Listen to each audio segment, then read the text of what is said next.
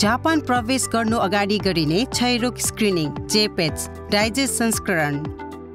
क्षयरोग अर्थात् टिबी एक उपचार गर्न सक्ने रोग हो, तैपनि यो विश्वव्यापी रूपमा एक महत्त्वपूर्ण स्वास्थ्य चुनौतीको रूपमा रहेको छ।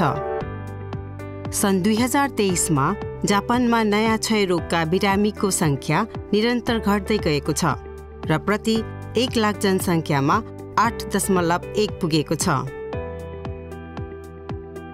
तथापि हालका वर्षहरूमा नयाँ पत्ता लागेका क्षयरोगका बिरामीहरूमध्ये विदेशमा जन्मेका व्यक्तिहरूको संख्या र अनुपात बढ्दै गएको छ।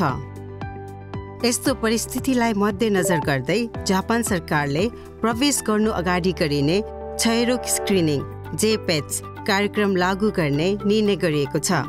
क्षयरोगका बिरामीहरूको संख्या धेरै भएका देशहरूबाट जापान प्रवेश गर्ने व्यक्तिहरूका लागि यदि उनीहरू जापानमा मध्यदेखि लामो समयसम्म बस्न चाहन्छन् भने यो स्क्रिनिङले जापान प्रवेश गर्ने व्यक्तिहरूमा सक्रिय क्षयरोग छैन भनेर सुनिश्चित गर्न मद्दत गर्दछ।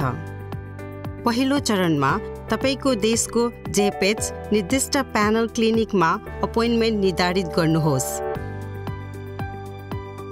यदि जेपेच परिणामले तपाईलाई सक्रिय टिबी छैन भन्ने प्रमाणित गरेमा टिबी क्लियरेन्स प्रमाणपत्र प्राप्त गर्नुहुनेछ। यस क्षयरोग स्क्रिनिङको उद्देश्य सक्रिय क्षयरोग पत्ता लगाउनु मात्र होइन, आवेदकको स्वास्थ्यको साथसाथै आवेदकको देशमा क्षयरोगको नियन्त्रणको लागि योगदान दिनुपर्ने हो।